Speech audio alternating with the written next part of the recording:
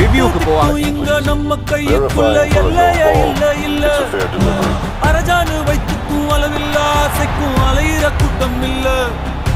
கொட்டட்டும் மும்மாறி கொட்டட்டும் காரணம் யாரு புள்ள.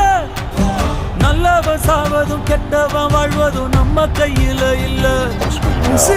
மேல போதுங்க கை. மட்டமான ஷாட் இந்த டிஸ்மிஸலுக்கு. இந்த புது மிடில் ஆர்டர் பேட்டர் மேல எக்கச்சக்கமான நம்பிக்கை. Sheet anchor role விளையாடுவாருன்னு.